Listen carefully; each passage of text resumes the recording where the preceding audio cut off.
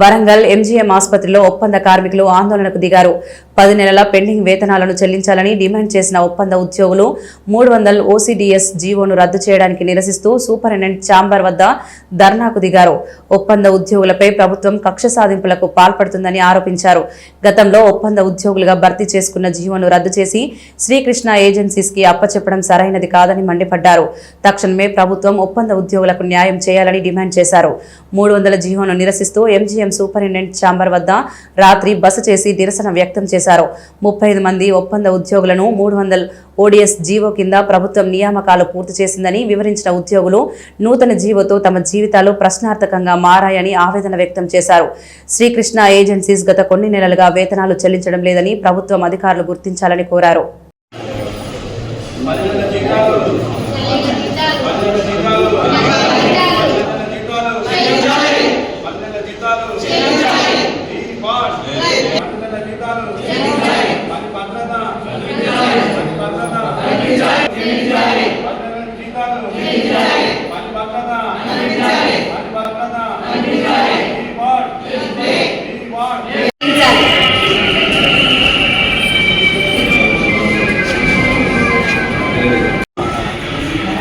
Media మిత్రులందరికీ నమస్కారం.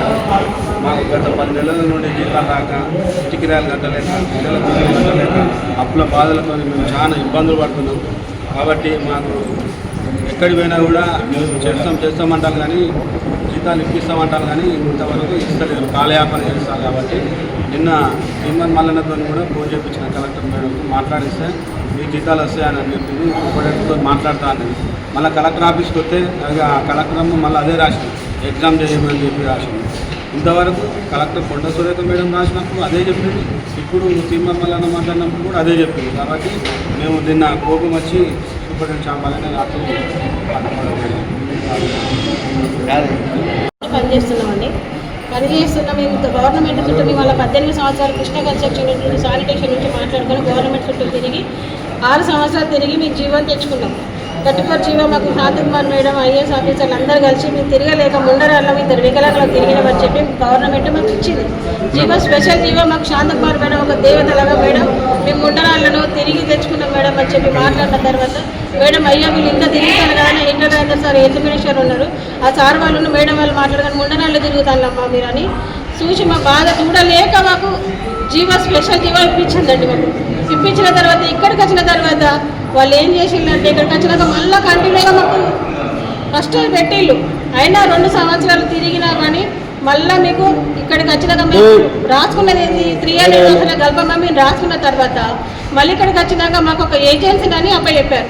ఇంప్లిమెంటేటివ్ office కడికి వచ్చినాక ఇక్కడికి వచ్చినాక 34 జీవో వాళ్ళు చేసుకున్నారు, వీళ్ళకి చెప్తానని చెప్పి మాకు వచ్చిన తర్వాత ఏమైంది ఇక్కడికి వచ్చినాక మాకు అన్నీ బయోడేటా ఇట్లా ఇవన్నీ తీసుకున్న తర్వాత మాకు ఏజెన్సీ వచ్చి అమ్మ మీకు బయోడేటా కొట్టించినాం అన్నీ చేసిన తర్వాత అన్ని లెటర్లు కొట్టి ఆర్డర్లు ఇస్తానని చెప్పి పోయింది. మాకు ఎవరు మా ఏజెన్సీ చెప్పి పోయిన తర్వాత అక్కడికి పోయిన తర్వాత కథం ఇంకొస్తాడో అవసరని ఐఎస్ బట్టల్లో చచ్చిపోయిన శవాల్లాగా పడుకొని ఉన్నా మేము వస్తారు కావచ్చు ఇస్తారు కావచ్చు అని అయినా మాకు ఇవ్వలేదు. ఇవ్వకుండా మేము ఎందుకు ఇవ్వలేదు అని మేము ఫోన్ చేస్తే అమ్మ ఎమ్మెల్యే గారు ఆపమన్నారు ఎమ్మెల్యే గారు అని అన్నారు. ఎవరు అన్నారు అంటే నరేందర్ అక్కడికి వెళ్ళినాం. అక్కడికి వెళ్ళిన తర్వాత అమ్మ మీరు నాదేం లేదు అని చెప్పి మమ్మల్ని గెలిపించుంటే పోలీసులను ఇచ్చి అయినా మేము ఏమలేదు. మళ్ళీ సార్ దగ్గర పోయినాం, విఠలేందర్ సార్ దగ్గర పోయినాం. అమ్మ నాదేం లేదమ్మా ఇచ్చేంత వరకు నా బాధ్యత, అది ఏం కాదు నాకు తెలియదమ్మా మీ సార్ అని అడిగాడు. 2 నెలలు చెట్ల కింద అటు ఇటు కూర్చున్న తర్వాత ఏంది సార్ మా పరిస్థితి అని అన్నాక అందులో చేసేటోళ్ళు ఎవరని మాకు అప్పుడు ఎవరు పెద్ద కాజు సార్ ఉన్నాడు, ఆ సార్ని ఎంక్వైరీ చేస్తారు ఎవరు ప్రజెంట్గా డ్యూటీ చేస్తారని అంటే మాకు 19 మందికి ఇచ్చిన తర్వాత 16 పోస్టులు అట్లా ఆగినాయి. ఆగిన తర్వాత ఇది ఏం జరిగిందో మాకు తెలియదు. నరేందర్ సారు ఈ 16 మందికి ఇచ్చింది. బయట వాళ్ళు వీళ్ళు గొడవ చేసిండు 16 మంది. ఫస్ట్ గొడవ చేసిన తర్వాత బయట వాళ్ళు వీళ్ళు మాట్లాడుకొని ఏం చేసుకున్నది మాకు తెలియదు. 16 మంది వచ్చిన తర్వాత వాళ్ళు ఏం మాట్లాడుకొని వచ్చిందో మాకు తెలియదు. వచ్చిన తర్వాత వీళ్ళు వచ్చినాక ఇక ఎక్కడ జరుగుతుంది మమ్మల్ని మళ్ళీ మేము దాయమాగా వాటిపైగా 3 సంవత్సరాలన్నర చేసిన తర్వాత వీళ్ళు వచ్చిన తర్వాత మళ్ళీ మీరు స్లీపర్గా పట్టాలని మాకు 4 వారాలు చెప్పారు సర్జికల్. అట్లా మేము 15 రోజులు డ్యూటీలు చేయకుండా బయట చెట్ల కింద అన్నిటి కూర్చున్నాం. కానీ మాకు స్పందించిన వాళ్ళు ఎవరు లేరు, అధికారులు ఎవరు సపోర్ట్ లేదు. సంవత్సరం నుండి ఇప్పుడు మళ్ళీ వచ్చిన తర్వాత సార్ మా బాధ చెప్పుకోనియండి సార్. సంవత్సరం అలా చేసిన తర్వాత మళ్ళీ మాకు 4 వార్డులు అప్పయ్యారు. మా బాధ అసలు ఎక్కడ పోయినా ఏం లేదు.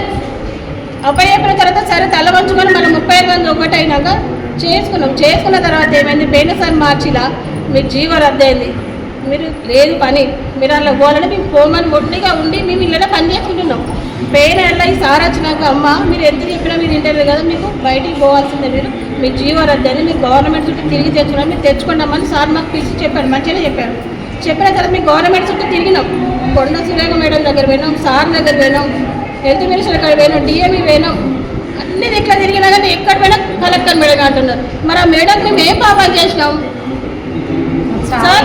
మాకు జీతాలు లేవు, జీతాలు ఇప్పిస్తారు సార్, మీరు కిష్టంలో కొన్ని అన్నాడు. నెల 10 రోజుల వరకు డ్యూటీ చేయలేదు. అయ్యో పిల్లలు ఎట్లా బతకాలి అని చెప్పి అలా పోయి కూడా 15 రోజులు అవుతాను, ఇంతవరకు జీతం సార్. మా బాగా కానీ రమాదేవి